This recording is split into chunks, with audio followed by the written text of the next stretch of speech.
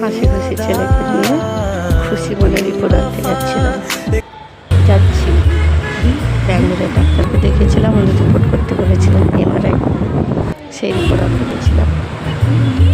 মানে যাচ্ছি আর কি। আর হঠাৎ দেখো আমার ছেলের অক্সিজেন চলছে। আমি হয়তো সব সময়ের জন্য ভাবি যে আমারই কপালটা এরকম খারাপ কেন।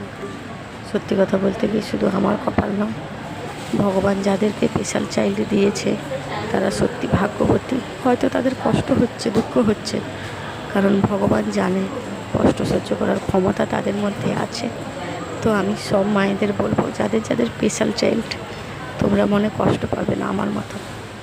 আমি কষ্ট পাই না, আমি হাসি খুশিভাবে সব দুঃখটা মেনে নিই, আমি সহ্য করতে পারি।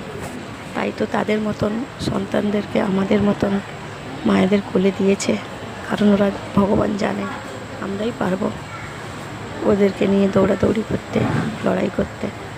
তো সব মায়েদের বলবো, যাদের যাদের স্পেশাল চাইল্ড, তোমরা মনে দুঃখ করো না, ভগবান উপরে আছে, তুমি পারবে বলেই না দিয়েছে তোমাকে, কষ্ট পেও না। আজকে আমার ছেলের অক্সিজেন চলছে, তোমরা সবাই আমার ছেলের জন্য দোয়া করো, যেন আমার ছেলে তাড়াতাড়ি সুস্থ হয়ে যায়, আবার বাড়ি ফিরে যেতে পারে, হাসি খুশিভাবে থাকে। আর কি বলবো, সবাই ভালো থাকো, টাটা।